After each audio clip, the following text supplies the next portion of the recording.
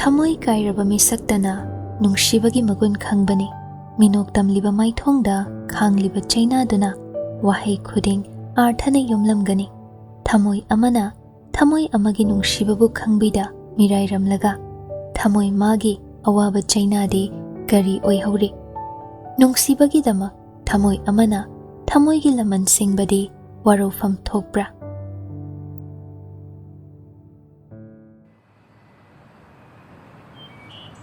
Department amagi manungdani officer adugi room dugi nakanduda leiriba reception duda moli changsilaga taplap hangjare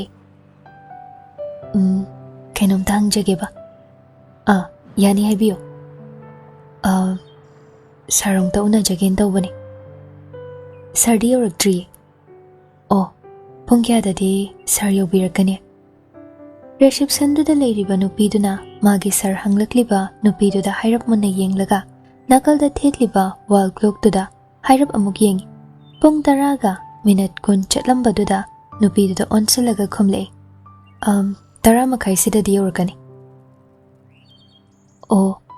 hairaga nokfet tamak tawramlaga thangnana leiriba waiting room duda chatke tawbaga receptionist nupiduna khamduna kaure sar hangbiri se kai thabakya chinbal tamak linglaga khoirum minok tawna ai sarga tanagadaba wakhra leizaba adugini pirakliba paukhum aduga oirakliba fibam duga yam chingnaba mityengna yengi receptionist to lakliba nupidugi fibam murti selakliba dress oiriba condition karino haina khalli adubu ma tumin le khangjilaga aduna masu makha hangda wadu samjile adudi waiting room da ngahaktang lebiro kuiraroi sar yaurani aduga ipaw haijaragi hoi yam nungaijare hairaga nupidu moli waiting room da changkhre nupidu changkhraba matung receptionist to lepna nupidu na changkhibado mitkupta yengduna lehowi amuksu WakhaL da khalli karino tawrisibo ngasisibo ongtho ukhidriba pibam mamani aina ngasi fau department sida leirapase asuk ngakpa ai thengnadri khangde ngasidi karibu thoklagaba haina asum sona receptionist to magi chair du da famthare amuk mukso mamitu waiting room du da su yengba lepte karino ma ngasidi masadu itaw tawre ngaihak leiraba matong pung taraga minat kontra humdoi chatle department to ge gate lomda gari thausilakpagi makhol taraduna staff mayam do office ki thonglomda moigi sardu changlakpra haiduna cheptha yenglaklami mit thakna langna phajaraba uful marik amata yaudaba amuba machugi car ado tablapna thausilaktuna khamle thaurakliba driver ado hana hatho komlaktuna makok nolapna maningi thongdu sat hang kuide thongdu hanglaba matong second amani gi matong gari du dagi kumtharei PIBA chinglemna ingtapna selakliba dress halakliba samhato mapop amatta kaida mong hada kumthare setliba off white color ge coat suit tuga manungdana cream da awawa men shirt ama hape adubu tie makti hapte shirt ki button duna full hape khongdana black color gi formal shoes ama isang sangna cheliba singli uba khut ki khudangdana gold color gi men rich watch ama masan na irang langna ngauraba kuchudu de selakliba dress tuna so hena magun haplare magun hapada nate awuba khuding na sumabu respect tawduna yamna kina chachai lambi da thaina raphau amuktagi hena michina ani suna yengba ngamnaba nate gari dagi hekum thawaga PIBA magi office ki akoibado amuktang koina mitkupta yenglai nakal dagi office ki staff amana praprap thogla aga sir aikoi sir lakpa ngai jaram liban PIBA staff to da michina tamak yenglai adubu wangang lakte makok tamak nomlai aduga PIBA makhotna madu pocket da homlaga staff adugi mang thana changba hokre leiramliba staff pumnamak PIBA changlakpadu ubada respect amaga loina lepkhattuna good morning sir haina wish piri PIBA magi office ki staff singduna hairakliba tawrakliba singdo michina hanna faw yengda magi room tamna changkhre room do hek yobaga PIBA magi chair da fam thabaga ngasai magi tung ina rakhiba staff tuna tapna wa haudore sir Horen Minister Imogida meeting ama chetkadabado pung kya dwai do igani. Ai atai staff sing da khanghanjaba notice thokjawna haigi. PIBA table mathakta ningthina kuptuna thamliba iruluba ishing glass to lawkhatuna yaum ama thaklaga shor asangba ama tablap hondoktuna Bipinda tapna yengle. Bipin haibiyo sir. Ai ngaktang pothaba yabra yengkigi. Aduga I hairagi. Hoy adudi sir na yare haibaga adum call tobiro. Hairam laga Bipin du thokre PIBA Bipin hek thokibaga famliba magi chair duda masadu puranga thaduna makokto haitharap tawna pothabagum leiraga karino WakhaL amada tawduna leire. Ngaihak leira matong magi assistant boinauna thongjil lomdagi yamong hada leptuna kauzare.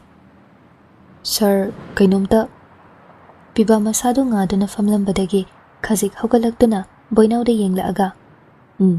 Chango. Ngasaidagi sir unagani haidana nupi macha ama waiting room da ngaiduna le. Sida changanjaro haibra sir. Bipin gi waduda PIBA du mai thong suklap. Pishum nama inkhatuna ngaihak khalle. Aduga sida changalan. Ai minute animuk leiraga thoklagi. Hoy sir, adude yemo. Hairaga boinau su thokre. PIBA ngasai mana thakiba ising glass to makhum khumjilamaga panthada magi room dagi thoklaktuna waiting room da change tawbaga receptionist na mukore. Sir unani haidana wado haiba loidre PIBA na khangle haibagom makhut yetu thangatuna ingit piramlaga yam gentle oina waiting room da changkre. PIBA karimta mong hada changlakpaga mikup phade khongfam du chap lepi hoimai haide tumin yengi mitfam hongda leiramliba nupiduda mataududa tumin famduna leiramliba nupidu sungakle haifam tofam khangdre PIBA ubada tablap hogatuna yengle masu wahangtana yomlaba artha leiba mityengduna pirang thangna maru leini yenglakpani mikup khara second khara minute khara nupa nupi anido mechanaraba matong karimta hairamda PIBA mai leiduna chetkhige tawi adubu pakhatna khonjel nikli fat kaure. Dasna khongthang ama anidi thangluri PIBA do adubu matam kuina tarudraba wahai amadi khonjelna safu kanna thangi tawramba khongdu lingba ngamda phakibagum thoklare. PIBA tunghanadi onthorakte adubu kawrakliba mingduna ma tawfam khangdaba matawgum makokto hairap hairaga mai thongda nokningda minok tamle. Nupido amuk makha tare. Yam chilamgani haibadi ai khangi. Adubu ngasi simadi mikup kharagi tanjadi pibi. PIBA makhutna madu pocket dum home aduga makhutna mana lumangi samdo hairap haigatlaga tung onna leirambadagi mai lei thoraktuna nakalda leiriba sofa du da famthare aduga tuphak tufai channa tumin leptuna leiriba nupidugi phibam murti do makoktagi makhong phau mitkupta munna yenglaga yam tablapna haire. Kai haibano ngasai mingdo hairakliba wahaiduda joli kiruk PIBA da yengle wade haibangamda makhut anido paishinaduna tawfam khangda leple. PIBA adum mong hada makha tare. Phamune joli PIBA da pakhatna dum yengle.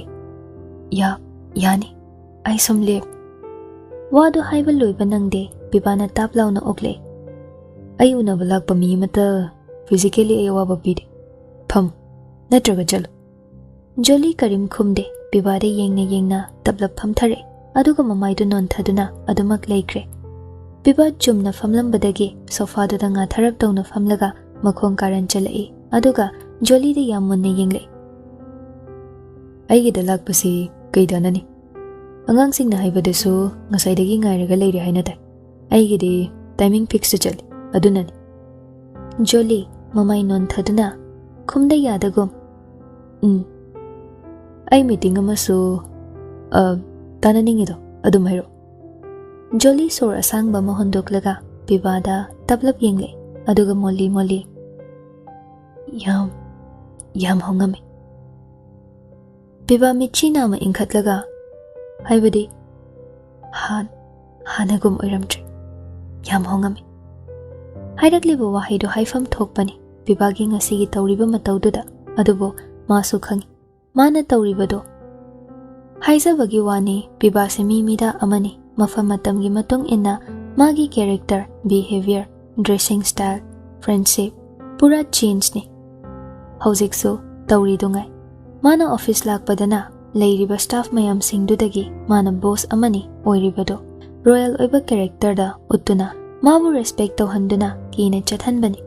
Aduga nakal amadana magi thabak khudingmak magi amata ngairaba mayambagum loina tinariba Robertana pura free and frank ta loina duna awa nungai ta thokta sin tauna angang amagum loina bani. Thabak ama oigera karigumba wa amagi oiraso office ki oiraso ma Robert ka dumakta na duna lakbani.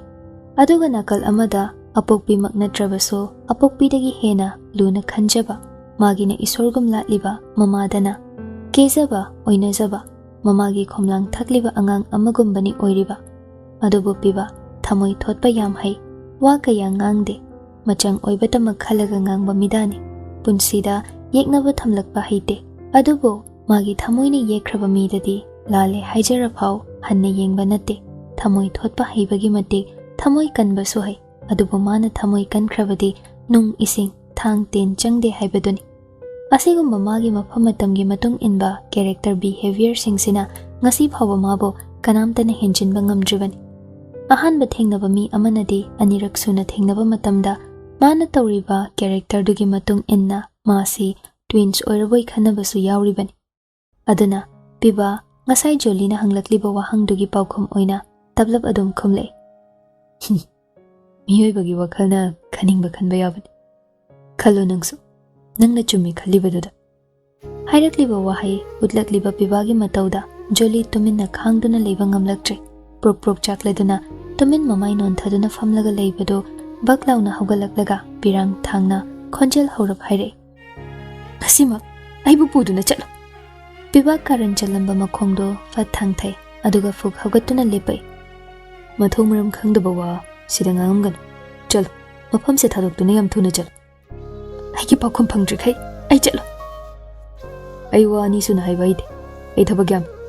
Hairaga PIBA amuk fat lei thoklaga chatke tawi. Ningai tawriba thamoi sigi mamal piramkho. Ai kanagi thamoi bu leige haikeba leiteni.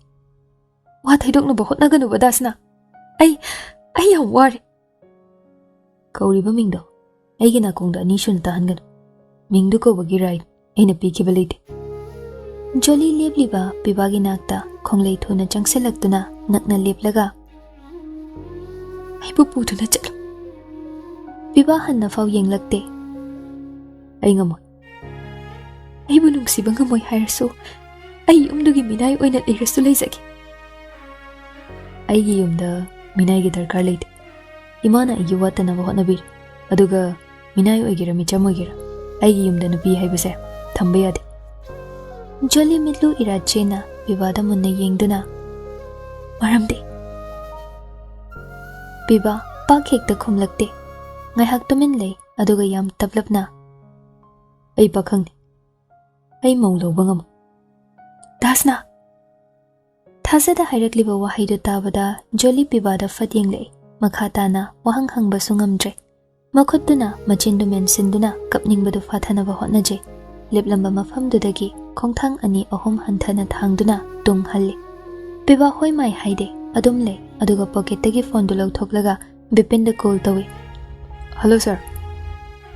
Gari do ready lehal chanaba tawsi. Sir, karumdana meeting gidura. Sir adudi khara nganba mali. Aina harisida taw. Ai office ta kuina leithaba yar. Phani sir. Hairaga phone du thamnakre. PIBA phone thamlaba matungda lepliba Joli da hanne yenglamda wahai khara haire. Isagi personal oiba wari gidi office ta lakbigan. Wahai khara sikha khairam laga PIBA room dudagi sahum naina thokre. Joli chatkiba PIBA bo khamjaba sungamda tumin thamoida ningamda potlum puduna ikik launa pina makhol thokna kapjare. PIBA thokraba matung Joli do thoklaktre haiduna receptionist to waiting room duda changlaktuna Joli gi nakta famthare. Sister kidawrage. Joli mamai khumjinduna kaplaga leirambani. Kanano mana kawrappa makhol tabada gyan lai mana leiribasi karaidano haiba khudakta kaplibado mapung phana lepa ngamdrabasu khara makhaidi phajinduna maithong minok tamlaga kash tawdeda thank you sarbu unahanbibagi ai muk chacharuki asi haramlaga jolly fuk hawgatuna thokre receptionist to khamba nangda tumin chatkibado yengduna lehowi somdana cafe manungduda famna Mishna Robert ningai wai kai wai tawduna mana haininglibadu giri takli dada nangna phana bamta senbiyo ba nangna phajana hairaga amta thembiyo mi Robert kaisu khanda kaino bem ngarang ngangano ayam taningdiko mi mamangsida